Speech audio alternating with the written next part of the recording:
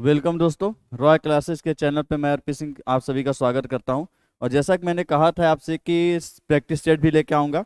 TDP का अलग section रहेंगे, मैथ के अलग रहेंगे, और फिर बाद में हम सारे क्वेश्चन को एक ही बार में भी करेंगे। तो अभी मैं जैसे कि जो पेपर आपके सीटेड वाले आते हैं प्रीवियस ईयर के, मैंने सीधे वही पेपर उठा के लाया हूँ ताकि बिल्कुल प्रीवियस ईयर पेपर रहें जो इस बार के हाल ही में हुए हैं। और आप ये भी देख सकते हैं, ये 17 जनवरी 2023 का पेपर है, 9:30 बजे वाला, जो 9:30 बजे फर्स्ट मीटिंग का पेपर है। रोल नंबर, कैंडिडेट का नाम ये छिपा दिया गया है ताकि आप जान न जाए कि इसमें जो आंसर गिवन है, इसमें जो आपको गिवन आंसर मिलेंगे ये सही आंसर नहीं रहेंगे, हो भी सकते नहीं भी, ये वो आंसर होते हैं जो कि बच्चे ने टिक लगाया है। तो इस पे मत जाइएगा और हर क्वेश्चन को अपने अनुसार कीजिएगा। तो आज हम लोग सीडीपी के 30 क्वेश्चन करके देखेंगे जो कि 17 जनवरी के पेपर में थे, जो कि अभी हाल ही में हुए थे प्रीवियस ईयर में, जो जनवरी में। तो फिर आगे बढ़ते हैं और देखते हैं एक एक क्वेश्चन को, और करते हुए आगे बढ़ेंगे, 30 क्वेश्चन को करेंगे और बेहतरीन तरीके से करेंगे। आपने जो पढ़े थे सारे वीडियो में देखिएगा, उसी चीज़ों का यूज किया जाएगा और उसी से हम 30 के 30 क्वेश्चन को लगाएंगे। बस आपको पकड़ना यह है कि कहाँ आप सोचने में गलती कर रहे हैं और कहाँ उस चीज़ को करेक्शन करना है। और यदि आपकी डिमांड रहेगी तो फिर लाइव वीडियो भी में भी क्वेश्चन करवा दूंगा, जैसा यदि आप बोलेंगे। तो यदि आपको चाहिए कि नहीं सर क्वेश्चन का प्रैक्टिस लाइव वीडियो में करवाया जाए, तो आप कमेंट करके बता दीजिएगा, तो मैं लाइव वीडियो में सारे क्वेश्चन का प्रैक्टिस करवा दिया करूंगा। तो आगे बढ़ते हैं, तो चलते हैं अपने पहले क्वेश्चन की तरफ। तो पहले क्वेश्चन की तरफ पढ़ते हैं। तो पहला क्वेश्चन है कि विकास का शीर्षगामी सिद्धांत क्या सुझाता है। विकास केंद्र से बाहर की ओर होता है, विकास शीर्ष से पैर की ओर होता है, सभी व्यक्तियों में समान दर से होता है, प्रकृति और वातावरण की मिश्रित क्रिया का परिणाम है। तो देखिए, विकास में पढ़े होंगे विकास का शीर्षगामी सिद्धांत, जो चौरस सिद्धांत मैंने पढ़ाया था, तो उसमें पढ़े होंगे विकास का शीर्षगामी सिद्धांत ये बोलता है कि विकास सर से किधर होता है, पैर की ओर। और ऑप्शन आपको सीधे सीधे दिख गए होंगे, विकास सिर से किधर होता है, पैर की ओर। तो इसमें कौन सा ऑप्शन सही होगा, दूसरा ऑप्शन सही होगा। आगे बढ़ते हैं अगले क्वेश्चन की तरफ। अगला क्वेश्चन है कि निम्नलिखित में से कौन सा कारक, शब्दों पे ध्यान दीजिएगा क्योंकि सीटेड में आप शब्द ही फंसेंगे। निम्न में से कौन सा अनुवांशिक कारक है जो कि विकास को प्रभावित करता है। सामाजिक नीतियां, शैक्षिक संस्थाएं, जैविक परिपक्वता या सांस्कृतिक प्रथाएं। तो देखिए, विकास को प्रभावित करने वाले दो कारक आते हैं, एक होता है वातावरण, दूसरा होता है वंशानुक्रम। वंशानुक्रम को अनुवांशिक बोलते हैं। अनुवांशिक या वंशानुक्रम मतलब जो माता पिता से गुण मिले हैं, आंखों का रंग, बालों का रंग, आपके बाल का झड़ना, चेहरा की बनावट, चेहरे का कलर, ये सारी चीजें होती हैं अनुवांशिक, मिलते हैं आपको डीएनए द्वारा। तो वही पूछा कि इनमें कौन से जो अनुवांशिक कारक हैं। तो देखिए, सामाजिक नीतियां, ये आपके आसपास के वातावरण में पाया जाता है, तो ये बिल्कुल भी हो ही नहीं सकता है, ये बिल्कुल भी नहीं हो सकता है। शैक्षिक संस्थाएं, विद्यालय भी समाज का हिस्सा है, वातावरण का हिस्सा है, ये भी बिल्कुल भी नहीं हो सकता है।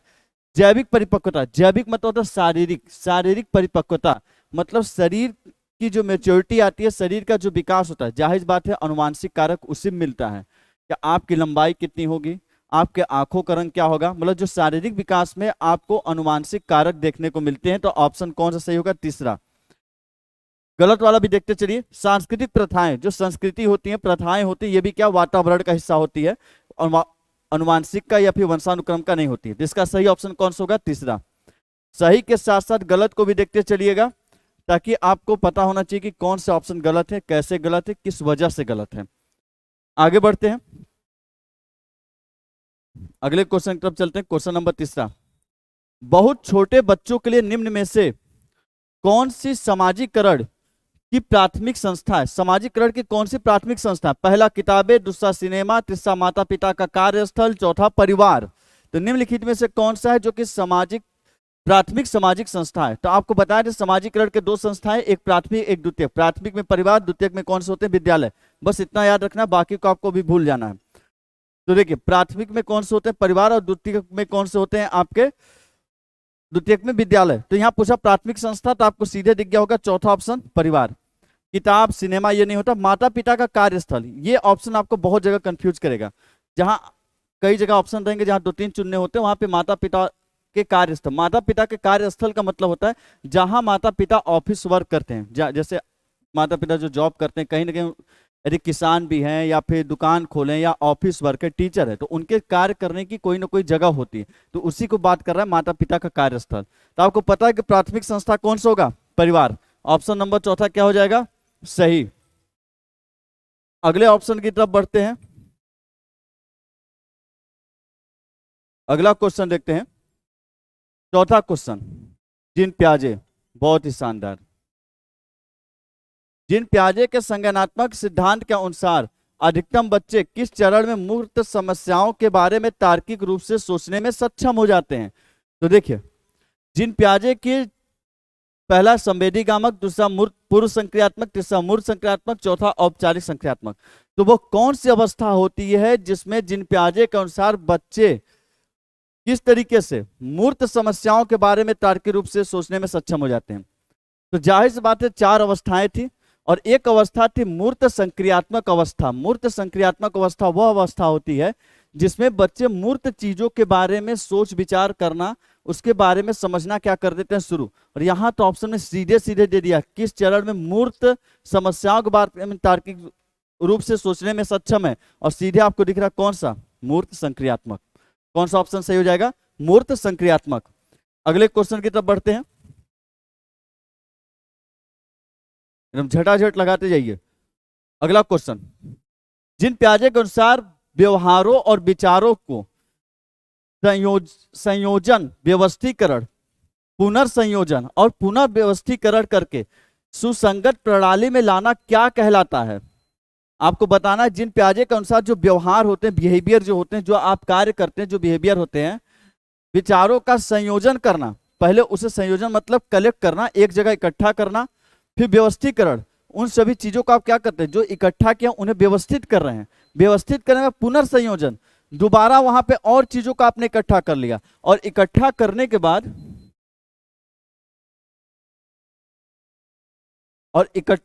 के बाद पुनर्व्यवस्थीकरण, और फिर उन्हें दोबारा व्यवस्थित कर रहे हैं। तो यह सुसंगत प्रणाली में लाना करके, सुसंगत, एक सुसंगत मतलब बहुत अच्छी प्रणाली, बहुत अच्छे तरीके से सजाना क्या कहलाता है? और संतुलीकरण, अच्छे तरीके से सजाना उसे असंतुलन कहेंगे? नहीं। संकल्पना, नहीं, ये तो कॉन्सेप्ट वाली बात ही नहीं हो सकती है। संगठन, इसे क्या करते हैं? संगठन मतलब होता है ऑर्गेनाइज करना। तो किसी चीज को व्यवस्थित तरीके से जब आप एक जगह सजा के रखते हो उसे बोलते हैं संगठित करना। तो इसमें ऑप्शन कौन सा सही होगा? तीसरा। और समझिए कैसे, मिथ्या धारणा, मिथ्या मतलब होता है झूठ, झूठी धारणा, ये भी गलत हो जाएगा। जैसे उदाहरण के लिए लीजिए, ये आपका घर है, आपके घर में कॉपी किताब सारी चीजें हैं, तो आप सभी कॉपी किताब को एक जगह जुटाएंगे और उसे व्यवस्थीकरण एक सही तरीके से आप सजा के रख देंगे। चलिए, कॉपी किताब थे, कुछ फूलदान थे, तो आपने बहुत अच्छे तरीके से सजा कर रख दिया अपने कमरे में। पर कुछ दिन बाद क्या हुआ कि पापा गए और घर से लेके आए 55 इंच की टीवी और एक लेते हैं फ्रिज। अब उसी कमरे में फ्रिज या टीवी को रखना है, तो पुनः क्या होगा? संयोजीकरण, मतलब कुछ चीजें एक्स्ट्रा आ गई, तो पुनः सारे सामान को जुटाएंगे और दोबारा व्यवस्थित करेंगे। क्यों? थोड़े कॉपी किताब को दूर करेंगे, बीच में टीवी के लिए जगह बनाएंगे, थोड़ा कॉपी किताब ऊपर करके यहाँ फ्रिज रखने के लिए जगह बनाएंगे, तो दोबारा क्या करना पड़ता है? व्यवस्थीकरण। और इन सभी चीजों की प्रक्रिया करके जब सुसंगत बहुत अच्छे तरीके से आप सजा कर रख देते हैं, इसी को बोला जाता है संगठन, ऑर्गेनाइज तरीके से किसी चीज को रखना। इसे क्या बोलते हैं? संगठित रूप में या रखना, इसे बोलते हैं संगठन। और ये चीज आपका यूज होता है जिन पियाजे में, जब आप मानसिक प्रक्रिया का या संज्ञानात्मक विकास पढ़ेंगे। यदि आप नहीं पढ़े तो प्लेलिस्ट बना हुआ है, वहां जाके आप सारे सीडीपी के टॉपिक पढ़ सकते हैं बहुत ही आसान तरीके से। तो जब आप पढ़ते हैं संज्ञानात्मक विकास का सिद्धांत, तो वहां आता है स्कीमा।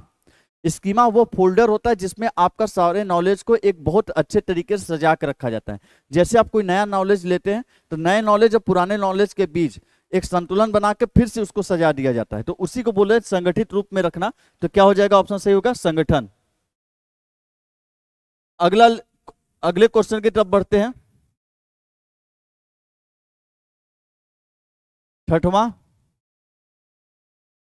कि लियो वाइगोस्की के अनुसार चिंतन और अधिगम विकास प्रक्रिया, लियो वाइगोस्की के अनुसार खालिस्तान, चिंतन और अधिगम विकास प्रक्रिया में महत्वपूर्ण भूमिका निभाते हैं। लियो वाइगोस्की के अनुसार वो कौन सी चीज है जो चिंतन और अधिगम विकास में महत्वपूर्ण भूमिका निभाते हैं? लियो वाइगोस्की ने किसको सामाजिक विकास, सामाजिक अंतःक्रिया का सिद्धांत दिया था। पुरस्कार एवं दंड की बात किए थे लियो वाइगोस्की? बिल्कुल नहीं। सांस्कृतिक उपकरण, संस्कृति तो समाज का हिस्सा है, और लियो वाइगोस्की ने सामाजिक अंतःक्रिया की तो बात की थी, ये सही हो सकता है, लेकिन क्वेश्चन हमेशा ऑप्शन को आगे भी चेक करिया करें। समान योग्यता समूह निर्माण, मतलब जो समान योग्यता वाले बच्चे हैं उसको एक समूह में रखिए, कम योग्यता वालों को अलग रखिए, एवरेज वालों को अलग रखिए। ये करना ही गलत है। व्यक्ति भिन्नता में आपने पढ़ा था कि बच्चों को अलग अलग करना क्या होता है, गलत। अग्रिम आयोजक, ये भी क्या है, गलत है। कि पहले से ही आप चीजों को ऑर्गेनाइज कर ले, ये गलत होता है। तो लेव वाइगोस्की ने बात किया था किसका, सामाजिक अंतःक्रिया का सिद्धांत। लेव वाइगोस्की ने क्या दिया, सामाजिक। और समाज में ही होता है आपका क्या, सांस्कृतिक उपकरण, सांस्कृतिक चीजें समाज में पाई जाती हैं। आपके समाज में भी होता है संवाद, चर्चा, परिचर्चा, ये सारी चीजें क्या है, समाज के हिस्सा है। संस्कृति हो गया, धर्म हो गया, रीति रिवाज हो गया, ये सभी समाज के हिस्सा है। चर्चा, परिचर्चा, ये सारी चीजें किसके हिस्सा है, समाज की। तो यहाँ कौन सा ऑप्शन सही होगा, दूसरा ऑप्शन, सांस्कृतिक उपकरण। आगे बढ़ते हैं अगले क्वेश्चन की तरफ। अगला क्वेश्चन है कि लेव वाइगोस्की के सिद्धांत में वह योजना जिसमें अध्यापिका विद्यार्थी के लिए सवाल का सरलीकरण करती है और उन्हें संकेत देती है और सवाल को हल करके प्राथमिक चरण बताती है ताकि वे दी गई समस्या के समाधान को खोजने में आने वाली बाधाओं को पार कर सके, क्या कहलाती है, पाढ़, अनुरूपक, परिपक्वता या समाजीकरण। देखिए, जिन पे आज लेव वाइगोस्की में आपने दो चीज पढ़ा था, एक पढ़ा था जेडपीडी और एक पढ़ा था इसके फोल्डिंग। इसके फोल्डिंग, और इसके फोल्डिंग को ही बोलते हैं पाढ़, ढांचा, या क्या कहते हैं इसी को, मचान। जेडपीडी वह जगह होता है जहां मदद दी जाती है, वह जगह, जिस जगह आप मदद देते हो उसे जेडपीडी कहते हैं।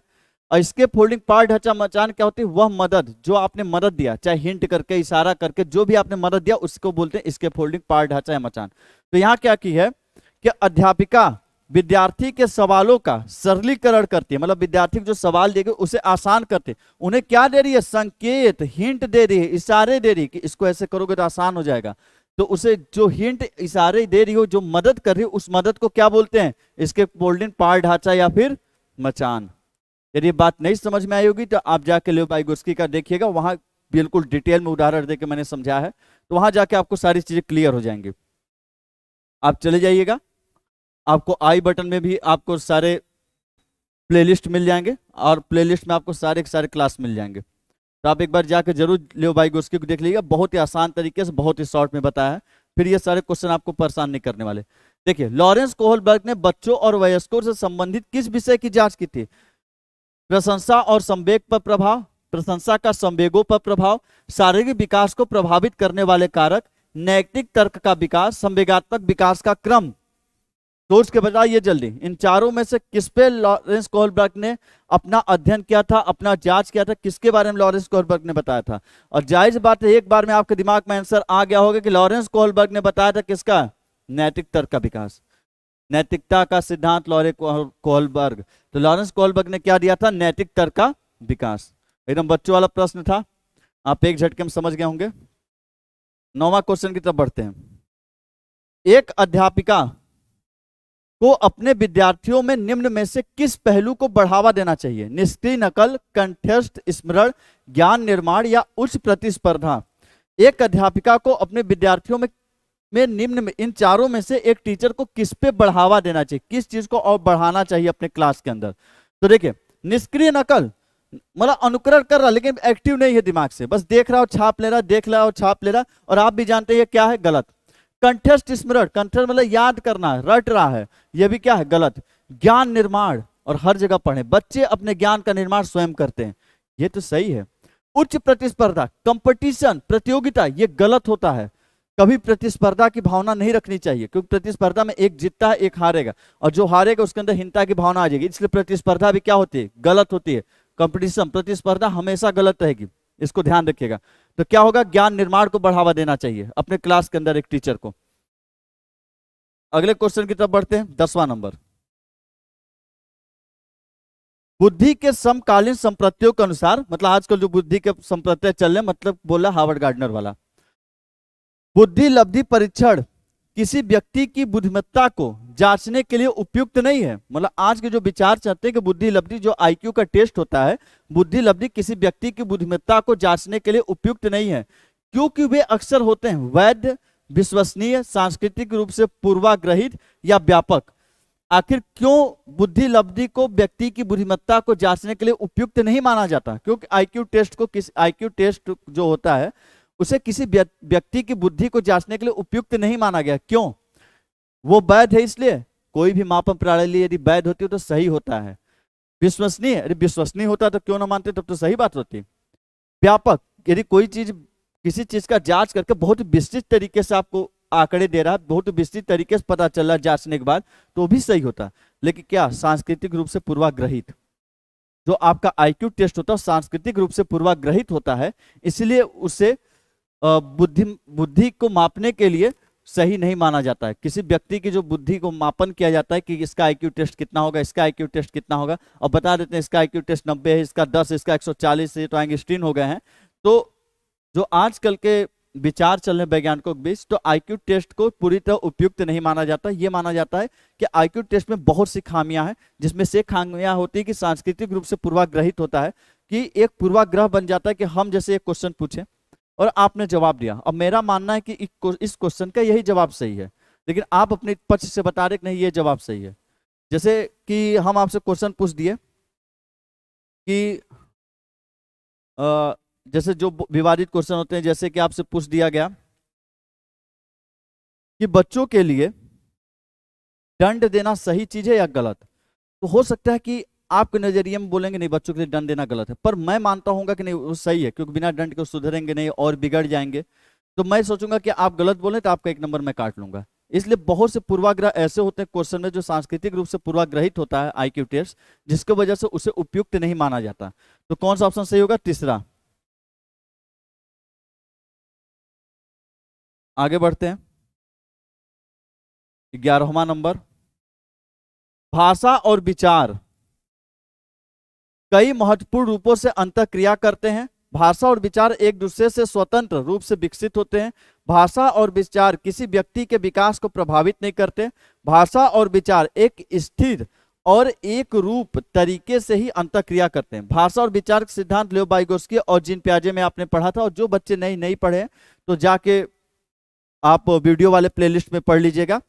लियो वाइगोत्स्की ने बोला था कि भाषा पहले आता है, विचार बाद में, और जीन पियाजे ने बोला विचार पहले और भाषा बाद में। लेकिन ये बोला कि भाषा विचार के बीच आखिर संबंध क्या है? कोई संबंध होगा तभी तो दो वैज्ञानिक इतने जोर से देकर बोले थे। तो देखिए, भाषा और विचार कई महत्वपूर्ण रूपों से अंतःक्रिया करते हैं। सही है, भाषा और विचार कई महत्वपूर्ण रूपों से क्या करते हैं? अंतःक्रिया। मतलब कई महत्वपूर्ण रूप से भाषा विचार एक दूसरे से जुड़े हुए हैं। भाषा का प्रभाव विचारों पर देखने को मिलता है, विचारों का प्रभाव भाषा पे, दोनों एक दूसरे से जुड़े हुए हैं और कई महत्वपूर्ण रूप से क्या करते हैं? अंतःक्रिया। एक दूसरे से स्वतंत्र रूप से विकसित है, गलत है। किसी व्यक्ति के विकास को प्रभावित नहीं करते, बहुत प्रभावित करते हैं। भाषा का विकास पढ़े ना, भाषा और विचार किसी व्यक्ति के विकास को बहुत ज्यादा प्रभावित करते हैं। एक स्थिर और एक रूप तरीके से अंतःक्रिया करते हैं, नहीं, कई तरीके से एक अंतःक्रिया करते हैं। कई तरीके का आपको प्रभाव देखने को मिलेगा कि भाषा का कई तरीके का प्रभाव विचारों पर पड़ता है और विचारों का कई तरीके का प्रभाव भाषा के ऊपर पड़ता है। तो भाषा और विचार कई महत्वपूर्ण रूप से अंतःक्रिया करते हैं। अगले क्वेश्चन तक पढ़ते हैं, क्वेश्चन नंबर 12, बिल्कुल बच्चों वाला सवाल, कि लगभग किस उम्र के आसपास प्रायः बच्चों में जेंडर भूमिका की प्रारंभिक समझ आ जाती है? मतलब किस समय छोटा छोटा बच्चा के अंदर थोड़ी बहुत जेंडर भूमिका की समझ आने लगती है। मतलब वो ये जानने लगते हैं कि मैं लड़का हूं, मैं रात को 6 बजे तक घूमूंगा, कोई दिक्कत नहीं, पर वो लड़की है, उसे रात को घर में आना चाहिए। मैं लड़का हूं, मेरा काम खाना बनाना नहीं है, पर वो लड़की, उसका काम बर्तन धोना और खाना बनाना है। मैं लड़की हूं, मेरा काम है कि बर्तन धोना, ये सब, वो लड़का भैया लड़का है तो वो ये काम नहीं करेगा। तो ये सारी समझ कब तक आ जाती है? लगभग 4 वर्ष के उम्र में बच्चों के अंदर जेंडर भूमिका की समझ देखने को मिलने लगती है। जो 4 वर्ष के बच्चे रहते हैं उनको भी ये समझ आने लगती है कि मैं लड़की हूँ तो मुझे ये काम करने के लिए कहा जाएगा, वो काम मैं नहीं कर सकती हूँ, लड़का तो मुझे ये काम करना, वो काम नहीं करना। ये सारी समझ लगभग 4 वर्ष की उम्र तक आने लगती है। आगे बढ़ते हैं अगले क्वेश्चन पे, 13 नंबर, शिक्षा में समावेशन को बढ़ावा देने के लिए एक अध्यापक को ऐसा करना चाहिए। शिक्षा जो है उसमें समावेशन को बढ़ावा देना है, मतलब समावेशन मतलब सभी बच्चों को एक ही जगह पढ़ाना बिना किसी भेदभाव के, चाहे लिंग धर्म जाति किसी प्रकार का भेदभाव नहीं होना चाहिए, सभी बच्चे एक क्लास में पढ़े। यदि इस चीज को बढ़ावा देना तो एक अध्यापक को करना चाहिए जो विविधता के प्रतिग्रहण को पोषित करे, रूढ़िवादों और नामीकरणों को बढ़ावा दे, योग्यता के बारे में सत्व धारण को पोषित करे, विद्यार्थियों में प्रतिस्पर्धा की भावना दे। तो देखिए क्या करे क्या ना करे। जैसे रूढ़िवादी और नामीकरण को बढ़ावा दे, गलत। रूढ़िवादिता लाना तो गलत बात है ना। नामीकरण मतलब बच्चों का नाम रखना कि ये गधा है, वो तेज हो, पीछे वाले आगे वाले, ये जो नामीकरण आप कर देते हैं लेबलिंग कि आगे वाले तेज होते हैं पीछे वाले बैक बेंचर हैं, तो वो भी क्या होता है, गलत। योग्यता के बारे में सत्व धारण करना, मतलब ये धारण कर लेना कि जो मैथ में तेज होगा वही पढ़ने में तेज होगा, यदि हिंदी में पढ़ने में तेज हो तो उसे तेज नहीं माना जाएगा। योग्यता को लेकर आप एक पर्टिकुलर चीज धारण कर देते हैं कि जो गणित में तेज है उसे ही तेज मानेंगे, हिंदी में तेज है तो उसे तेज नहीं मानेंगे, तो ये भी क्या है, गलत है। विद्यार्थियों में प्रतिस्पर्धा क्या करना होता है, गलत। और सीधे सीधे दिख रहा है विविधता के प्रतिग्रहण, विविधता मतलब भिन्न भिन्न, जो बच्चे के अंदर व्यक्ति भिन्नता पाई जाती है। व्यक्ति भिन्नता टॉपिक में मैंने बताया था कि हर बच्चा एक दूसरे से अलग होता है, तो विविधता के प्रतिग्रहण मतलब हर बच्चा एक दूसरे से अलग है, तो जो व्यक्ति भिन्नता आपको क्लास के अंदर देखने को मिलता है उसको पोषित करना, पोषित मतलब उसका सम्मान कीजिए, सम्मान कीजिए, उसे एक गुण के रूप में प्रयोग कीजिए, उसे एक संसाधन के रूप में प्रयोग कीजिए। आप पढ़े होंगे व्यक्ति भिन्नता जो होती है, मतलब हर बच्चा एक दूसरे से अलग होता है, हर बच्चा एक दूसरे के सोचने समझने की क्षमता अलग होती है, मतलब हर बच्चे के अंदर व्यक्ति भिन्नता पाई जाती है। उस व्यक्ति भिन्नता का सम्मान करना चाहिए, उसे पोषित करना चाहिए, उसे एक गुण के रूप में प्रयोग करना चाहिए, उसे एक रिसोर्सेज या संसाधन के रूप में प्रयोग करना चाहिए। तो कौन सा ऑप्शन सही होगा, पहला ऑप्शन। आगे बढ़ते हैं।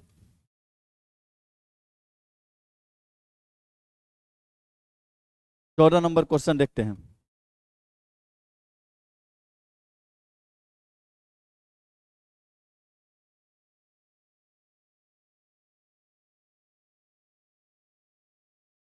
चलिए 14 नंबर क्वेश्चन देखते हैं। मूल्यांकन को अधिगम के लिए मूल्यांकन के रूप में इस्तेमाल करने के लिए क्या करना चाहिए। मूल्यांकन को अधिगम के लिए मूल्यांकन के रूप में इस्तेमाल करने के लिए क्या करना चाहिए। मूल्यांकन एक निरंतर प्रक्रिया के रूप में करें, मूल्यांकन आधा पाठ्यक्रम पूरा होने के बाद मूल्यांकन करें, सत्र के अंत में ही मूल्यांकन करें या सत्र के शुरू में ही मूल्यांकन करें। जाहिर सी बात है अधिगम के लिए मूल्यांकन, आप पढ़ें कि अधिगम के लिए जो मूल्यांकन होता है उसे शिक्षक करता है, और साथ में कैसा होता है, रचनात्मक, मतलब अच्छा वाला। योगात्मक क्या होता है, गलत। तो देखिए आप पढ़े होंगे एक सतत एवं व्यापक मूल्यांकन,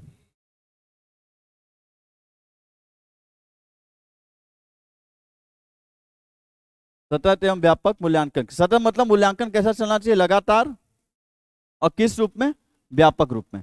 और एनसीएफ इसी की बात करता है, एनसीईआरटी सतत एवं व्यापक मूल्यांकन की, और रचनात्मक मूल्यांकन भी सही होता है। तो अधिगम के लिए मूल्यांकन के रूप में इस्तेमाल करने के लिए क्या करना चाहिए, मूल्यांकन एक निरंतर प्रक्रिया के रूप में करें, मतलब मूल्यांकन लगातार करें। मूल्यांकन कैसा करें, निरंतर मतलब लगातार करें। जाहिर बात है, यही तो बोलता है एनसीएफ, मूल्यांकन क्या करना चाहिए, लगातार। बाकी देखते हैं कैसे गलत है। मुख्यतः आधा पाठ्यक्रम मतलब आधा सिलेबस कंप्लीट हो जाए तब मूल्यांकन करें, गलत। हमेशा चलना चाहिए सत्र के अंत पूरी पढ़ाई खत्म हो जाए तब उसके लास्ट मूल्यांकन करना चाहिए, साल के अंत में, गलत। सत्र के शुरू में मूल्यांकन करना चाहिए, बाकी साल नहीं करना चाहिए, यह भी क्या है, गलत। आप पढ़ें कि मूल्यांकन लगातार होना चाहिए, बिना रुके और व्यापक तरीके से होना चाहिए मूल्यांकन वाले टॉपिक के अंदर। अगले क्वेश्चन पे चलते हैं। तो कौन सा पहला ऑप्शन इसमें सही हो जाएगा। अगले क्वेश्चन की ओर बढ़ते हैं। 15 नंबर।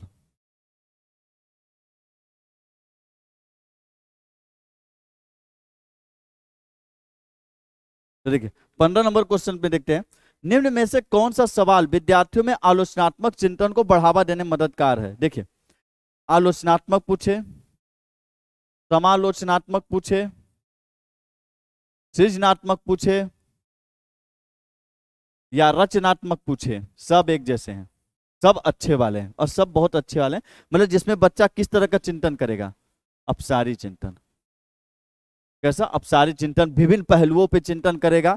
तो यहां पे पूछा है कि निम्न में से कौन सा सवाल, ऐसा कौन सा सवाल है जो आलोचनात्मक चिंतन को बढ़ावा देगा, मतलब जिसमें अपसारी चिंतन देखने को मिलेगा। देखिए a + b का होल स्क्वायर का सूत्र क्या है, भारत का पहला राष्ट्रपति कौन था, हम किस तरह भविष्य में जल संकट को टाल सकते हैं, बाल दिवस किस तारीख पर मनाया जाता है। ये सभी के आंसर फिक्स हैं, ये सभी के आंसर क्या है, फिक्स है, कि वही आंसर उसको बदला नहीं जा सकता।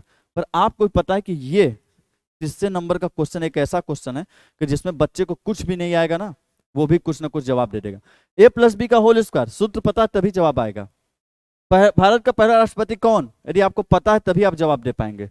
बाल दिवस किस तारीख को मनाते हैं, आपको पता तभी जवाब देंगे। तो ये सब समालोचनात्मक चिंतन वाला नहीं, ये रटने वाला है, रट लिए तो जवाब देंगे, नहीं नहीं। लेकिन हम किस तरह भविष्य में जल संकट को टाल सकते हैं, मतलब भविष्य में जो जल का कमी होगा, पानी की कमी होगी, जो संकट आएगी, उसको हम किस तरीके से टाल सकते हैं। अब जाहिर बात है आपके अंदर भी 4-5 जवाब बन चुके होंगे, मतलब इसके लिए याद करने की जरूरत नहीं है, इसके लिए सिर्फ सोच विचार के ही जवाब दिया जा सकता है। इसलिए ऑप्शन कौन सा सही होगा, तीसरा। और ऐसे ही प्रश्न बच्चों से पूछने चाहिए, ना कि याद करने वाले प्रश्न कभी पूछने चाहिए। और ऐसे ही प्रश्न बच्चों के अंदर आलोचनात्मक, सृजनात्मक, रचनात्मक इस तरह के चिंतन को बढ़ावा देता है। 16 नंबर क्वेश्चन देखते हैं। पिछड़े वर्गों से आने वाले विद्यार्थियों के सफल समावेशन हेतु महत्वपूर्ण है कि उन्हें केवल अलग संकाय में पढ़ाया जाए, उन्हें अपनेपन की भावना को उनमें अपनेपन की भावना को बढ़ावा दिया जाए, उन विद्यार्थियों के सामाजिक सांस्कृतिक संदर्भों को अनदेखा किया जाए, उनके लिए विद्यालय पश्चात ट्यूशन लेना अनिवार्य किया जाए। तो बड़ा कर लेते हैं इसे।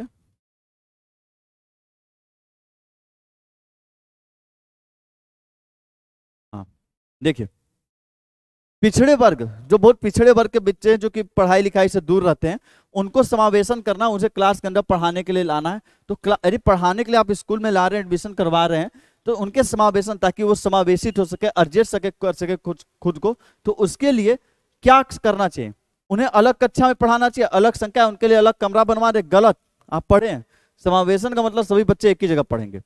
उन्हें अपने मन की भावना दिया जाए, जाहिर सी बात है उनमें अपने मन की भावना की बढ़ावा, क्योंकि वो अपने आप को सबसे अलग समझते हैं। उनको लगता है नहीं, ये बच्चों का ग्रुप अलग है, हम बहुत ही पिछड़े जाति के, तो हम बहुत ही पीछे वाले बच्चे, हम बहुत गधे हैं। तो उन्हें अपनेपन की भावना का बढ़ावा दिया है, उन्हें लगे कि नहीं, ये भी हमारे जैसा ही स्कूल है, हम इसका एक हिस्सा है, हमारा भी एक महत्व है, मतलब वो अपने आप को अलग ना महसूस करे, इसलिए अपनेपन की भावना के बढ़ावा दिया जाए। उन विद्यार्थियों के सामाजिक सांस्कृतिक संदर्भों को अनदेखा किया जाए, वो बच्चे जिस भी समाज से आ रहे हैं, उनकी जो भी संस्कृति क्या, उनको अनदेखा करना चाहिए, बिल्कुल गलत। उनके लिए विद्यालय पश्चात ट्यूशन लेना अनिवार्य। अरे मास्टर, जब ट्यूशन लेना अनिवार्य करवा रहे हो तो मतलब तुम पढ़ा क्या रहे हो क्लास में कि बच्चे को ट्यूशन लेने की जरूरत पड़ रही है। तो कौन सा ऑप्शन सही होगा, दूसरा वाला। आगे बढ़ते हैं, 17 नंबर क्वेश्चन देखते हैं। एकदम आसान क्वेश्चन, झट से बताइए। गुणज वैफल्य से जूझने वाले विद्यार्थी अक्सर किस क्षेत्र में चुनौती महसूस करते हैं, गणित, गायन, दौड़, चित्रण। गुणज, डिस्कैलकुलिया, डिस्कैलकुलिया वाले बच्चे, सॉरी, डिस्कैलकुलिया वाले जो बच्चे होते हैं, वो किसमें, कैलकुलिया मतलब कैलकुलेट करने में, गुणज मतलब गणित में, तो उनको किसमें प्रॉब्लम होती है, गणित में। ऑप्शन नंबर कौन सा सही होगा, पहला। अधिगम अक्षमता टॉपिक आप पढ़ लीजिएगा, उसमें सारे मिल जाएंगे आपको, या समावेशी शिक्षा में मैंने इसे पढ़ाया है। समावेशी शिक्षा के अंतर्गत आपको ये सभी बीमारियों के बारे में मैंने बता दिया है, आप प्लेलिस्ट में देख लीजिएगा। निम्न में से कौन सा प्रावधान दृष्टि बाधिता से जूझने वाले विद्यार्थियों के समावेशन में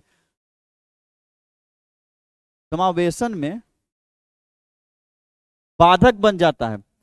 निम्नलिखित में से कौन सा प्रावधान दृष्टि बाधिता से जूझने वाले विद्यार्थियों के समावेशन में बाधक बन जाता है, ब्रेल लिपि किताबें, स्पर्शनीय मानचित्र लिपि की मदद लेना, लिखित परीक्षाएं। अब देखिए, क्वेश्चन बहुत आसान है, लेकिन आप कंफ्यूज होते हैं, इसलिए आपको दिक्कत हो जाता है, और यह समझना बहुत जरूरी है। एक सेकंड रुकिएगा, मैं थोड़ा बैटरी चेंज कर लेता हूं।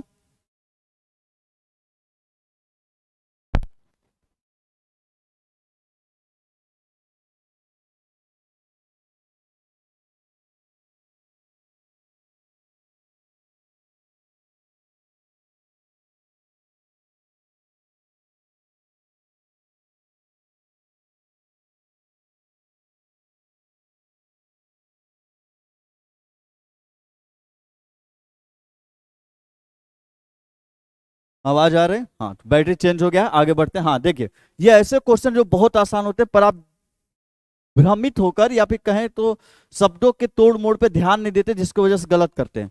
ये कोई बहुत खास इसमें नहीं चाहिए दिमाग। देखिए, निम्नलिखित में से कौन सा प्रावधान, ये चारों में से वो कौन सा प्रावधान है दृष्टिबाधित, जिस बच्चे को दिखाई नहीं देता, दृष्टिबाधित वाले बच्चे के समावेशन, मतलब दृष्टिबाधित वाले बच्चे के समावेशन उसको एडजस्ट करने, पढ़ने लिखने में बाधा बनेगा। मतलब कि इन चारों में से वह कौन सा तरीका है जो दृष्टिबाधित बच्चे के पढ़ाई लिखाई में बाधा बनेगा? ब्रेल लिपि की किताबें, ये बाधा बनेगा? नहीं, ब्रेल लिपि की किताबें बाधा नहीं बनेगा। ब्रेल लिपि की किताबें बनती ही हैं दृष्टिबाधित बच्चों के पढ़ाई लिखाई के लिए। ब्रेल लिपि वाली जो किताब होती है उसको लुईस ब्रेल ने बनाया था। ब्रेल लिपि की खोज किसने की थी? लुईस ब्रेल ने। इसमें 6 बिंदु का प्रयोग करके एक अक्षर को लिखते हैं। एक अक्षर को लिखने के लिए 6 बिंदुओं का प्रयोग करते हैं इस तरीके से, और जो बिंदु रहते हैं वो बिंदु उभरे रहते हैं, जिससे बच्चा आग नहीं देख पा रहा है तभी उस उभरे रहते हैं तो उसको टच करके समझ जाता है कि बिंदु कैसे कैसे हैं और उस अक्षर को पढ़ लेता है। तो ब्रेल लिपि बाधा बनेगी दृष्टिबाधित बच्चों को? नहीं। स्पर्शनीय मानचित्र एक ऐसा मैप है जो उभरे हुए रहते हैं, मतलब प्लेन नहीं होता, उस प्लेन में उभरे रहते हैं, उसको स्पर्श करके बच्चा समझ जाता है कि यहाँ किस चीज का नक्शा है, यहाँ किस चीज का नक्शा है, तो ये भी बाधा नहीं बनेगा। लिपिक की मदद लेना, लिपिक मतलब लिखने वाला, लिखने वाले की मदद लेना। जैसे बच्चे को परीक्षा में बैठा है, अब दृष्टिबाधित बच्चा लिखेगा क्या? कुछ नहीं लिखेगा, तो उसको लिपिक दिया जाता है। जैसे मान लीजिए कोई दृष्टिबाधित बच्चा, उसको लिपिक की मदद दी जाएगी कि वो प्रश्न बताएगा कि ये प्रश्न है, तो बच्चा बोलेगा हाँ इसका आंसर ये लिखिए, तो वो लिपिक लिख देगा। बच्चा जवाब बताएगा और जो लिपिक रहेगा वो सारे आंसरों को लिख दिया करेगा। तो लिपिक की मदद लेगा तो क्या बाधा बनेगा? नहीं। लिखित परीक्षाएं, बच्चे को आपने लिखित परीक्षा दे दिया कि चलो लिखित परीक्षा तुम्हें खुद लिखना है, ये उसको क्या बनेगी? बाधा। लिखित परीक्षा क्या बन जाएगी? बच्चे के पढ़ाई लिखाई में बाधा, बच्चे के समावेशन एडजस्ट करने में क्या बनेगी? बाधा। क्वेश्चन बहुत आसान होते, बस शब्दों की समझ को रखिए। ये तीनों बाधा नहीं बनेगी। कौन बाधा बनेगी? लिखित परीक्षाएं।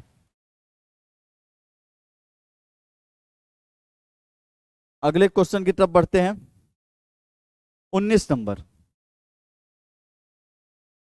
निम्न में से कौन सा गुण प्रायः स्वलीनता ग्रहित विद्यार्थियों में देखा जाता है? पुनरावृत्तीय व्यवहार, संज्ञानात्मक नम्यता, उच्च स्तरीय संप्रेषण कौशल, दिनचर्या में बारंबार बदलाव की चाह। स्वलीनता इसी को बोलते हैं ऑटिज्म, इसी को बोलते हैं स्वपरायणता, इसी को बोलते हैं स्वैर चिंतन, इसी को बोलते हैं आत्मविमोह। बहुत से नाम और हर नाम आपसे पेपर में टकराने वाले हैं, इसको मैंने बताया था। देखिए, स्वलीनता वाले बच्चों के अंदर कौन से व्यवहार देखने को मिलते हैं? अब जैसे बहुत से, कौन से देखें? पुनरावृत्ति व्यवहार, मतलब एक ही बिहेवियर को बार बार दोहराते हैं, एक ही व्यवहार, इसे एक ही चीज को बार बार क्या करते हैं? दोहराते हैं। वो अपने में खोए रहेंगे, एक ही कार्य को बार बार दोहरा के वो करेंगे, यही व्यवहार उनके अंदर देखने को मिलता है। अब मान लीजिए आप कंफ्यूज हैं, आपको सही आंसर नहीं पता। संज्ञानात्मक नम्यता, नम्यता मतलब होता है लचीलापन, नम्य होना, लचीला होना। तो संज्ञानात्मक मतलब मानसिक रूप से क्या इतने लचीले होते हैं ऑटिज्म वाले बच्चे कि यदि कठिनाई या कुछ कठिन चीज आ जाए तो उसके हिसाब से एडजस्ट कर ले, सरल आए तो भी उसके हिसाब से नहीं कर पाते। इतने जल्दी जो बदलाव यदि आप लाएंगे तो बदलाव के अनुसार वो तुरंत एडजस्ट नहीं कर पाते। तो संज्ञानात्मक नम्यता उनके अंदर देखने को नहीं मिलती। उच्च स्तरीय संप्रेषण मतलब बहुत ही हाई क्वालिटी के वक्ता होते हैं, चाहे जिससे बात करवा दीजिए संप्रेषण कर लेंगे, वो भी हाई लेवल की बात करेंगे, तो वजनदार नहीं कर पाते हैं, नजरें चुराते हैं, बात नहीं कर पाते हैं। दिनचर्या में बारंबार बदलाव की चाह नहीं, ये चाहते कि हमारी दिनचर्या रोज की एक जैसी हो, तभी तो पुनरावृत्ति, एक ही चीज को लगातार दोहराते हैं। यदि इनके दिनचर्या को आप बदलते रहेंगे हर रोज ना, तो उसके बीच वो एडजस्ट नहीं कर पाएंगे। उसके लिए ऑटिज्म वाला देखिएगा, फिर आप समझ जाएंगे। तो ऑटिज्म वाले बच्चों के जो आपको मैं मुख्य बात बताऊं कि इनके अंदर पुनरावृत्ति व्यवहार देखने को मिलता है कि एक ही चीज बिहेवियर को बार बार दोहराते हैं। बात करने में दिक्कत होती है, संप्रेषण नहीं कर पाते, बात करने में दिक्कत होती है, ना अपनी बात किसी को कह पाएंगे ना दूसरे की बात समझ पाते, कॉन्फिडेंस की कमी होती है। एक चीज होती है, लोगों से नजरें बहुत ज्यादा चुराते हैं, अकेला रहते हैं, किसी के सामने उतनी जल्दी आएंगे नहीं, प्रकाश शोर के प्रति संवेदनशील होते हैं। ये ऑटिज्म वाले बच्चों क्या होते हैं? लक्षण। पर इसका मतलब ये नहीं कि ये बच्चा मंदबुद्धि है, इस बात का विशेष ध्यान रखिएगा। इसका मतलब ये नहीं होता कि ऑटिज्म वाला बच्चा मंदबुद्धि, बुद्धि का तेज है, बस उसे किसी को अपनी बात कहने और उसकी बात को समझने, और थोड़ा भीड़ भाड़ से वो छुप के रहता है, नजरें नहीं मिला पाता है, नजरें चुराता है, बस ये लक्षण पाए जाते हैं। उसके अंदर कॉन्फिडेंस की कमी है, पर बुद्धि का क्या? तेज होता है। इसका मतलब नहीं कि बुद्धि का कमजोर होता है, आप उसको मंद बुद्धि में, पागल में गिन ले ऑटिज्म वालों को, ऐसा कभी मत करिएगा। तो इसमें कौन सा ऑप्शन सही होगा? पहला। आगे अगले क्वेश्चन की तरफ बढ़ते हैं। क्वेश्चन नंबर 20, बहुत शानदार क्वेश्चन। रेशमा 3 साल की उम्र से ही स्वतंत्र रूप से पढ़ने लगी और उसने अपनी पहुंच की हर किताब पढ़ ली। रेशमा किस तरह की विशेषता दिखा रही है? स्वलीनता, प्रतिभाशीलता, पठन वैफल्य, मानसिक विकलांगता। रेशमा जो 3 साल की लड़की है स्वतंत्र रूप से पढ़ने लगती है, अपने आप फ्री होकर पढ़ सकती है। अपनी पहुंच मतलब उसकी रेंज की जो किताबें हैं 3 साल के बच्चों के लिए, उन सभी किताबों को पढ़ ली है। रेशमा के अंदर कौन सी विशेषता है? स्वलीनता, क्या उसके अंदर ऑटिज्म की बीमारी दिख रही है आपको? बिल्कुल नहीं। प्रतिभाशीलता, हाँ प्रतिभाशाली दिख रही है, जो इतना पढ़ डालेगा क्या होगा? प्रतिभाशाली होगा ना। पठन वैफल्य, अरे पठन वैफल्य का मतलब क्या? डिसलेक्सिया। डिसलेक्सिया मतलब जिसको पढ़ने में दिक्कत हो। अरे पढ़ने में दिक्कत होता तो क्या इतनी सारी किताबें पढ़ डालती वो? बिल्कुल नहीं। मानसिक विकलांगता, मानसिक रूप से यदि विकलांग होती, मानसिक रूप से यदि उसको प्रॉब्लम होता तो क्या इतनी किताबें पढ़ डालती? बिल्कुल नहीं। तो क्या? प्रतिभाशीलता। और ऐसे क्वेश्चन आपको देख के लगता है अरे यार प्रतिभाशीलता कैसे होगा, इतना आसान थोड़ी ना पूछ देगा, कुछ और होगा, और इसी कंफ्यूजन आप कर देते हैं, आंसर गलत। तो ज्यादा नहीं सोचते, सही सोचिए, सीधा सोचिए। बच्चे सबसे बेहतर किसके द्वारा बनते हैं? खोजी, अधिगम, पुनरावृत्ति और अभ्यास, निष्क्रिय नकल, कंठस्थ स्मरण। देखिए निष्क्रिय नकल गलत, नकल नहीं करवाना गलत है। याद करना क्या है? गलत है। पुनरावृत्ति और अभ्यास, बार बार दोहरवाना कि चलो दोहराओ, 2 1 कम 2, 2 1 कम 2, फिर दोहराओ, 2 1 कम 2, 2 1 कम 2, रोज रोज दोहरवाना, रिपीट करवाना और अभ्यास, ढेर सारा एक्सरसाइज देना भी क्या है? गलत है। खोजी अधिगम, बच्चे को कैसा होना चाहिए? खोजी अधिगम, ह्यूरिस्टिक विधि जिसे बोलते हैं ना, खोजी का अधिगम, अनुसंधान विधि, ह्यूरिस्टिक विधि, बच्चे को खोजी बनना चाहिए। तो बच्चे सबसे बेहतर खोजी अधिगम द्वारा सीखते हैं। तो इस तरीके से आप ऑप्शन को एलिमिनेट करते हुए आप पता लगा लेते हैं कि इसमें सबसे बेहतर और सही ऑप्शन कौन होगा। तब आप धीरे धीरे सॉल्व करना सीख रहे होंगे। ये आए क्वेश्चन, बहुत बच्चों को इसमें दिक्कत होता है। तो देखिए पहला काम, कथन पढ़िए और पता करिए सही की गलत। विद्यालय को केवल सीखी गई सामग्रियों के पुनरुत्पादन पे जोर देना चाहिए। मतलब विद्यालय में केवल जो सिखाई जाने वाली सामग्री बस उसके उत्पादन पे जोर देना चाहिए। नैतिकता हो गया, शारीरिक विकास हो गया, सामाजिकरण, इस पे जोर नहीं देना चाहिए। जो सीखने वाली चीजें सिर्फ उस पर जोर देना चाहिए। बताइए सही की गलत? आपको सीधे मालूम चला कथन क्या है? गलत है। तर्क पढ़िए। स्मृति न तो रचनात्मक है न ही निर्वचनात्मक है। बताइए स्मृति रचनात्मक नहीं होती? यदि ये बुद्धि रचनात्मक नहीं होती तो इतने चीजों की रचना भला कैसे होती? तो स्मृति रचनात्मक है, आर भी क्या है? गलत है। ए और आर दोनों गलत है। चौथा क्या होगा? ए और आर दोनों गलत है। तो कौन सा ऑप्शन सही होगा? चौथा। तो आप समझ गए होंगे इसको कैसे करते हैं। सही वाला भी आएगा बालक, उसे भी बताऊंगा मैं, चिंता मत करिए। अगले क्वेश्चन की तरफ बढ़ते हैं। देखिए एक अध्यापिका को कैसे अधिगम क्रियाकलाप बनाने और संपादित करने चाहिए? एक अध्यापिका को किस तरह के क्रियाकलाप बनाने चाहिए बच्चों को, संपादित करने चाहिए बच्चों में? जिनकी प्रवृत्ति अति अमूर्त हो। अमूर्त मतलब कि जो अमूर्त चिंतन पर आधारित हो, जिसके लिए सामने ना हो मूर्त अवस्था, उसको बच्चे को इमेजिन करना पड़े, बहुत कल्पना करना पड़ जाए। जो विद्यार्थियों की रुचि के अनुरूप हो, बच्चों के इंटरेस्ट के अनुरूप हो, जो विद्यार्थियों के परिवेश से गैर और अन्य देशी हो। मतलब विद्यार्थी का जो परिवेश है, विद्यार्थी का जो समाज है उससे गैर हो, उससे अलग होना चाहिए, अन्य देशी, किसी और जगह, किसी और देश का होना चाहिए। जिनकी उद्देश्य सिर्फ पूर्व ज्ञान का पुनरुत्पादन मात्र हो। जिनका उद्देश्य सिर्फ ये कि बच्चे जो पूर्व ज्ञान सीखे उसका पुनरुत्पादन हो जाए, उसी चीज को उत्पादित करे, बाकी और कुछ नहीं। आपको आंसर पकड़ में आ गया होगा। ऐसा हमें बनाना चाहिए क्रियाकलाप जो बच्चों के रुचि के क्या हो? अनुरूप हो, जो उनके रुचि से मेल खाते हो, उनके रुचि इंटरेस्ट के अनुसार हो। तो जो विद्यार्थी के रुचि का अनुरूप हो, हमें ऐसे ही क्रियाकलाप को क्या करना चाहिए? संपादित करना चाहिए। अगले क्वेश्चन की तरफ बढ़ते हैं। जो क्वेश्चन आपको नहीं समझ में आएगा, दिक्कत होगा, आप कमेंट में लिख दीजिएगा सर 24 नंबर, 23 नंबर, 22 नंबर, मैं उसे फिर समझा दूंगा अगली बार। अधिगम प्रक्रिया में विद्यार्थियों की संलग्नता, संलग्नता मतलब बच्चों का जुड़ाव, पढ़ाई से जुड़ाव, संलग्नता को अधिकाधिक करने के लिए एक अध्यापिका को क्या करना चाहिए? विद्यार्थियों की स्वतंत्रता को न्यूनतम कर देना चाहिए। स्वतंत्रता, जिन प्याजे मैंने बताया था, स्वतंत्रता का मतलब होता है स्वतंत्रता। जिन प्याजे जब नैतिक विकास का सिद्धांत मैंने पढ़ाया था।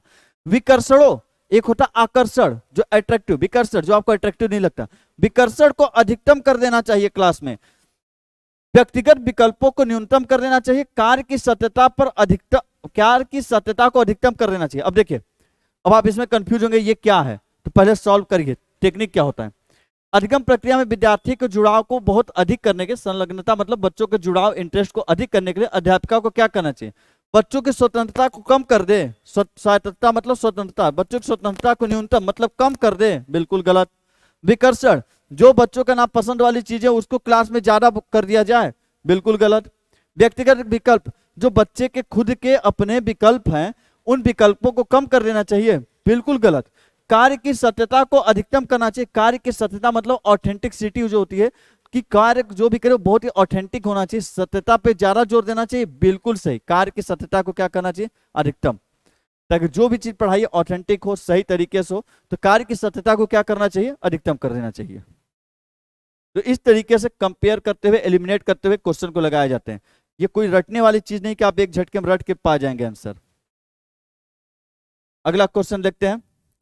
एक सामान्य युक्ति जो दी गई समस्या के समाधान तक पहुंचने में मददगार हो सकती क्या कहलाती?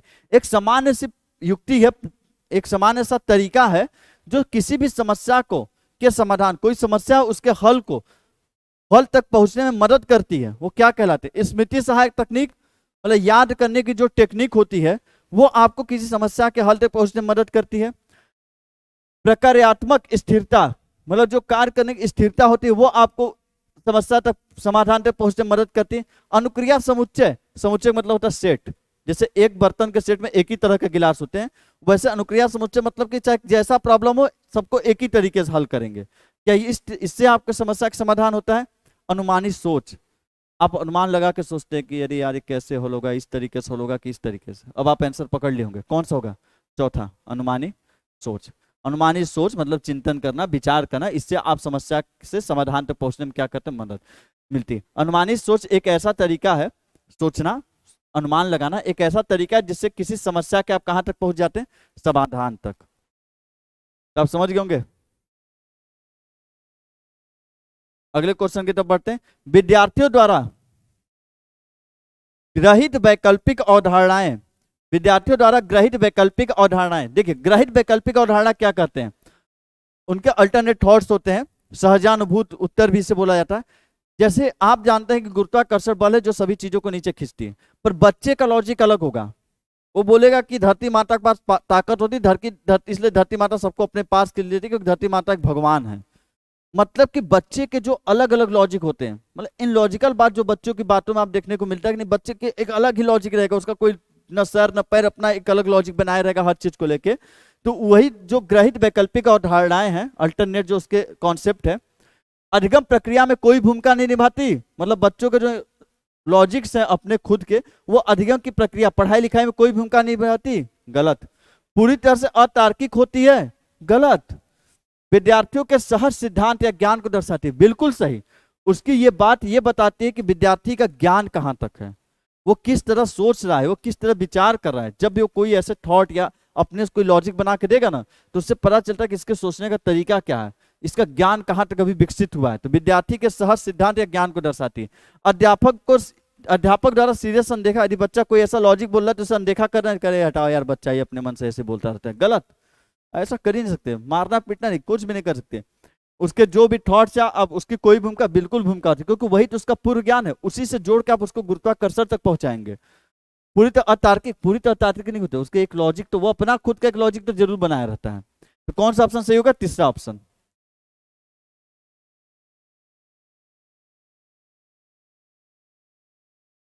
अगले क्वेश्चन तक बढ़ते हैं, 27 नंबर क्वेश्चन, बहुत शानदार। अधिगम संवेगों से महत्वपूर्ण रूप से प्रभावित होता है, अधिगम संवेगों से प्रभावित नहीं होता, अधिगम सामाजिक संदर्भ से कभी कभार प्रभावित होता है, अधिगम सामाजिक संदर्भ से कभी भी प्रभावित नहीं होता। कौन सा ऑप्शन सही है? एक झटके में ऑप्शन देख गया होगा जो बच्चे पढ़े होंगे अधिगम वाला। मैंने बताया था कि अधिगम या संज्ञान और संवेग के बीच बहुत गहरा संबंध होता है। संज्ञान मतलब अधिगम, अधिगम और संवेग या भावनाओं के बीच बहुत गहरा संबंध होता है। अधिगम और संवेग महत्व रूप से क्या करते हैं? प्रभावित। अधिगम और संवेग महत्वपूर्ण रूप से प्रभावित करते हैं, दोनों एक दूसरे को बहुत ज्यादा प्रभावित करते हैं। मतलब आपकी जो भावनाएं हैं वो आपकी पढ़ाई को बहुत ज्यादा क्या करती है? प्रभावित। जैसे बच्चे को आपने बिगड़ दिया, कुछ नहीं आता, गधा है, अगले दिन से पूछना छोड़ देगा और वहीं से उसके डाउट बनना शुरू हो जाएंगे, उसकी पढ़ाई गड़बड़। आपने बच्चे को चिढ़ा दिया, अगले दिन से क्लास जाना छोड़ देगा। शर्मिंदगी फील करवा दी, अगले दिन से बहाना बनाएगा, स्कूल नहीं जाएगा, पढ़ाई लिखाई पूरी तरह क्या हो जाए? प्रभावित। इसलिए संज्ञान और संवेग या अधिगम और संवेग एक दूसरे को प्रभावित करते हैं और बहुत घनिष्ठ रूप से जुड़े होते हैं, बहुत घनिष्ठ तरीके से प्रभावित करते हैं। तो भाई अधिगम संवेग से महत्वपूर्ण रूप से प्रभावित होता है। संवेग, ये बाकी ऑप्शन क्या है, गलत है। आगे बढ़ते हैं 28 नंबर क्वेश्चन की तरफ। कथन, एक अध्यापक द्वारा विद्यार्थियों को संप्रत्यय की समझ पाने के लिए अधिगम करने हेतु प्रेरित करना चाहिए। पहले बताइए कथन ये सही कि गलत। एक अध्यापक द्वारा विद्यार्थियों को संप्रत्यय की समझ पाने के लिए अधिगम करने हेतु प्रेरित करना चाहिए, मतलब अधिगम करने मतलब पढ़ाई लिखाई करने के लिए बच्चों को इस बात के लिए मोटिवेट किया जाए कि बच्चों याद मत करो, क्या करो, संप्रत्ययों की समझ पाओ। टीचर बोल रहा है कि बच्चों को इस चीज के लिए मोटिवेट करिए कि बच्चे पढ़ाई लिखाई में संप्रत्यय की जो समझ होती है, आप बच्चों को मोटिवेट कीजिए कि संप्रत्ययों की समझ लो, कॉन्सेप्ट सीखो, याद मत करो, क्या सीखो, कॉन्सेप्ट सीखो। इस चीज के लिए, कॉन्सेप्ट सीखने के लिए बच्चों को पढ़ाई लिखाई में मोटिवेट करना चाहिए। आप बोलेंगे बिल्कुल क्या है, सही बात है। दूसरा, अधिगम अधिक प्रभावी और अर्थपूर्ण होता है अगर वो महारत उन्मुखी हो, मतलब अधिगम अधिक प्रभावी और महत्वपूर्ण होता है जब बच्चा उसमें महारत पाने की कोशिश करता है, उसे और डिटेल से जानने की कोशिश करता है कि नहीं यार इसके अंदर और क्या है और जाने, इसके अंदर और क्या है, इसका क्या मतलब होता है और जाने। जाहिर बात है, तब तो और अच्छा अधिगम हो जाता है। ये भी क्या है, सही। अब बताइए जो आर है ए की सही व्याख्या करता है, दोनों सही है, ये बात तो सही हो गया। अब तीसरा स्टेप क्या होता है, एक अध्यापक द्वारा विद्यार्थियों को संप्रत्यय की समझ पाने के लिए अधिगम करने हेतु प्रेरित करना चाहिए, क्योंकि अधिगम अधिक प्रभावी और अर्थपूर्ण होता है अगर वो महारत उन्मुखी हो। क्या लाइन सही लग रहा है? जो कथन है, जो तर्क है, मतलब जो आर है, ये नीचे वाली लाइन, इसकी सही व्याख्या करी या गलत? तो ए और आर दोनों सही है और आर ए की सही व्याख्या करता है। कभी कभी ऐसा होगा कि ये अलग होगा, ये अलग होगा और ये दोनों के बीच कोई मैच नहीं होगा, तो वहां पे ये ऑप्शन लगाते कि ए और आर दोनों सही है और आर ए की सही की व्याख्या नहीं करता, पर यहां आर ए की सही व्याख्या कर रहा है। अगले क्वेश्चन की तरफ बढ़ते हैं 29 नंबर। निम्न में से कौन सा कारक विद्यार्थियों के अधिगम में बाधक बनता है? वो कौन सा कारक जो बच्चों के पढ़ाई लिखाई में बाधक बनेगा? वातावरण से स्वाभाविक सहज पारस्परिक क्रिया, स्व अप्रेरित अभ्यास, जानने और खोज करने की चाह, कठोर और अनम्य पाठ्यक्रम। तो देखिए कौन सा बनेगा, देखिए वातावरण से स्वाभाविक सहज पारस्परिक क्रिया, वातावरण मतलब क्या, समाज। वातावरण मैंने कई बार बोला समाज, और समाज से पारस्परिक क्रिया मतलब जिसे बोलते हैं आप अंतः क्रिया। अरे भाई गोस्की ने यही तो बताया, समाज से अंतः क्रिया करना, तो इससे ये कभी भी बाधा नहीं बन सकता है। स्व अप्रेरित अभ्यास, बच्चा खुद से प्रेरित होके, खुद से मोटिवेट होके अभ्यास कर रहा है, और खुद से मोटिवेट होने से अच्छा और क्या हो सकता है, तो ये भी बाधा नहीं बनेगा। जानने और खोज करने, बच्चे के अंदर जानने, क्यूरियोसिटी और खोज करने की चाह है, तो ये कभी भी उसका पढ़ाई लिखाई में बाधा नहीं बनेगा, ये तीनों बाधा नहीं बनेंगे। कठोर और अनम्य, आप उसे बहुत ही कठोर और बहुत ही अनम्य मतलब बहुत ही जटिल पाठ्यक्रम दे रहे हैं, एक ऐसा करिकुलम सिलेबस बना दिया जो बहुत ही कठिन है, बहुत ही जटिल है, और ये चीज उसके पढ़ाई लिखाई में क्या बनेगा, बाधा। तो उसने पूछा कौन सा बाधा बनेगा, तो ऑप्शन नंबर चौथा क्या बनेगा, उसके पढ़ाई लिखाई में बाधा बनेगा। तो कौन सा ऑप्शन सही होगा, चौथा। आगे की ओर बढ़ते हैं बच्चों, लास्ट क्वेश्चन 30वां। अपनी स्वयं की संज्ञानात्मक प्रक्रियाओं से अवगत होना क्या कहलाता है? स्मृतिकरण, समायोजन, परासंज्ञान, विलंबित नकल। परासंज्ञान, विलंबित नकल। तो देखिए अपने स्वयं खुद के संज्ञानात्मक प्रक्रिया, संज्ञानात्मक मतलब मानसिक, संज्ञानात्मक मतलब मानसिक प्रक्रिया। मानसिक प्रक्रिया क्या होती है, जैसे चिंतन करना, याद करना, होता है ना, तर्क करना, परिकल्पना करना। तो आप, और स्वयं मतलब क्या होता है, खुद। स्वयं मतलब खुद के अपने, मतलब जब आप अपने खुद के चिंतन के बारे में सोचते हैं कि यार हमको याद होता है तो सही होता है कि नहीं, हमने जो चिंतन किया था, जो विचार किया तो सही तरीके से किया था कि नहीं, हम जो कल्पना करते हैं सही कल्पना किए थे कि नहीं, मेरे तर्क करने की शक्ति सही है कि गलत। जब खुद के, दूसरों का नहीं कि दूसरों को नाप रहे कि तुम्हें याद होता है कि नहीं, उसकी बुद्धि कैसी, जब खुद की बुद्धि, खुद के संज्ञानात्मक, खुद के मानसिक प्रक्रियाओं के बारे में जब आप विचार करना शुरू करते हैं खुद के, तो उसे क्या बोला जाता है, उसे बोलते हैं परासंज्ञान। इसी परासंज्ञान को बोला जाता है अधिसंज्ञान। इसका एक और नाम है अधिसंज्ञान। परासंज्ञान को बोलते हैं अधिसंज्ञान, इसी को बोलते हैं मेटाकॉग्निशन। मेटाकॉग्निशन परासंज्ञान या अधिसंज्ञान बोला जाता है, जिसमें आप खुद का मूल्यांकन करते हैं, मतलब खुद को जांचते हैं, खुद को चेक करते हैं, खुद की बुद्धि को आप चेक करने का काम करते हैं कि हमारा चिंतन सही है कि नहीं, हमारा तर्क सही कि नहीं। तो वही बोला है अपनी स्वयं के संज्ञानात्मक प्रक्रियाओं से अवगत होना, मतलब अपनी स्वयं की चिंतन, याद करना, तर्क, ये सभी जो शक्तियां हैं इनसे अवगत होना क्या कहलाता है? परासंज्ञान। और परासंज्ञान को क्या बोलते हैं? अधिसंज्ञान। चले जाइएगा, परासंज्ञान अधिसंज्ञान डिटेल में पढ़ा है, वहां आप पूरा कॉन्सेप्ट समझ जाएंगे परासंज्ञान अधिसंज्ञान का क्या होता है। तो यहाँ आपने सभी क्वेश्चन पढ़े 30 के 30 कितने बने आपसे बिल्कुल बताइएगा। और कुछ बदलाव चाहते हैं, कुछ चाहते हैं कि सर इसको इस तरीके से नहीं इस तरीके से करवाया जाए या ये चीजें करवाई जाए, तो उसे कमेंट में जरूर आप पोस्ट कर दीजिएगा।